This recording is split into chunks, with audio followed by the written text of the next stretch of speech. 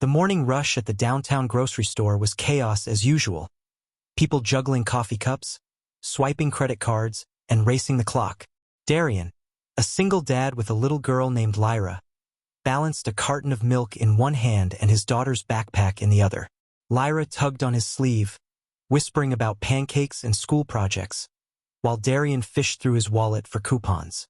At the checkout, the cashier Mira, no older than 20, scanned the items with trembling hands. Darian noticed right away. Her fingers shook so badly she almost dropped the milk. "You okay?" he asked gently, expecting maybe she was just cold or nervous. Mira forced a smile. "I'm fine, sir. Just a long morning." But it wasn't fine. Darian saw something in her eyes, a mix of exhaustion and fear.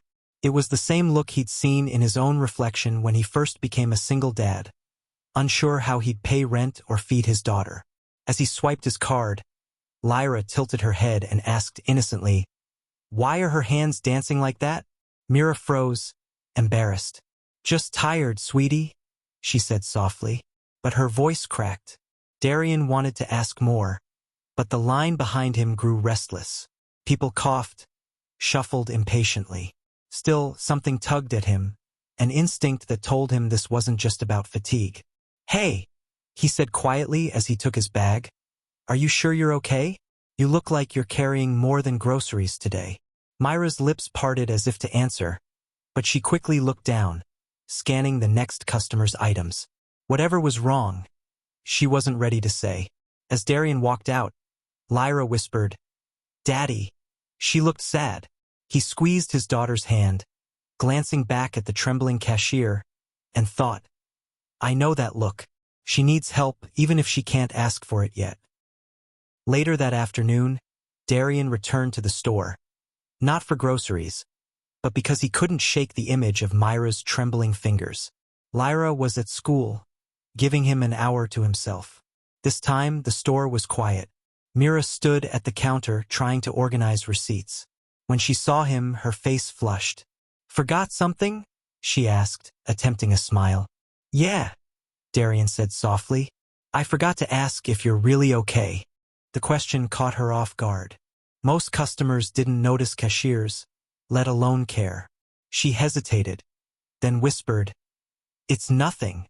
I'm fine." Darian shook his head. "Look, I've been where you are. You don't shake like that over nothing.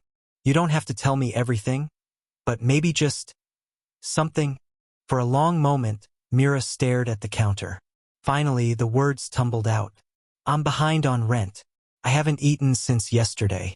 I'm working doubles, but it's not enough. And my little brother, he's sick. He's only 12. I don't know how to take care of him." Her voice broke. She tried to wipe her eyes quickly, embarrassed. "I'm sorry. You didn't come here for this." Darian felt his chest tighten. Memories of nights counting pennies at the kitchen table came rushing back. "Don't apologize. You're doing everything you can. That's what matters." "But it's not enough," Mira whispered. "I feel like I'm failing him." Darian thought of Lyra, of how he'd once wondered the same thing, standing in the same kind of panic. He reached into his pocket and pressed a folded bill onto the counter. "This isn't charity," he said before she could refuse. "It's just someone helping someone else, the way people once helped me." Mira shook her head fiercely. "I can't take this." "Yeah, you can," Darian interrupted gently. "Because when I needed help, someone didn't let me say no either." She stared at him for a long time before slowly nodding, tears slipping down her cheeks. "Thank you," she whispered. Darian smiled. "Just promise me one thing. Eat something today, and tomorrow I'll stop by again. Deal?" Mira let out a small, shaky laugh. Over the next week, Darian visited the store daily, sometimes just to pick up bread, sometimes only to say hello. Each time, Mira looked a little steadier, a little less afraid. But Darian could see the weight hadn't disappeared. One evening, he walked in and found Mira sitting outside on the curb after her shift, her head buried in her hands. Her phone was on speaker, a landlord's angry voice spilling through the line. "I'm sorry," Mira pleaded. "I just need a few more days. Please don't evict us." Darian knelt beside her, waiting until she hung up. "How bad is it?" "They're giving us 3 days to pay or leave," Mira said, her voice hollow. "I don't know where we'll go." Darian took a deep breath. He had no savings to spare. Single fatherhood kept his own budget razor thin. But he couldn't walk away. Not when someone so young was carrying the world alone. "Let me help," he said firmly. "I already took money from you once," Mira protested. "This isn't a loan. This is what people should do for each other." That night, Darian did something he hadn't done in years. He reached out to his old friends, co-workers, even neighbors.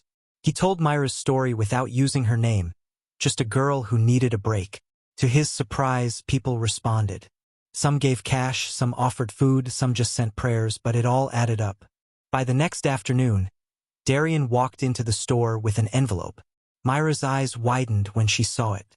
"What is that?" "Rent," Darian said simply. "Enough to keep you and your brother safe for now." She covered her mouth, tears spilling freely. I don't know what to say." "Say you'll keep going," Darian replied softly. "Say you won't give up." Mira nodded, sobbing quietly. "I won't." Days later, Darian was rushing through a hectic morning. Packing Lyra's lunch, paying bills, worrying about missing work, when there was a knock at his door. When he opened it, Mira stood there holding a small box.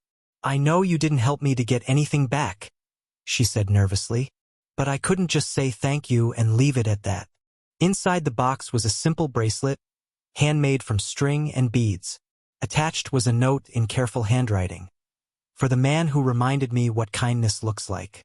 Darian smiled, touched. "You didn't have to do this." "I know," Mira said, "but you showed me that even strangers can care." I wanted Lyra to see that too. That weekend, Mira surprised them both by visiting with groceries and helping Lyra with her school project. It wasn't money, it wasn't grand, but it was time, effort, and love. Over pancakes on Sunday morning, Lyra whispered to her dad, "She's like family now, isn't she?" Darian nodded, glancing at Mira with quiet gratitude. "Yeah, sweetheart, she is." For the first time in years, Darian realized something profound. Kindness doesn't just flow one way. When you give freely, it comes back, sometimes from the least expected places. And for Mira, she learned she wasn't as alone as she thought.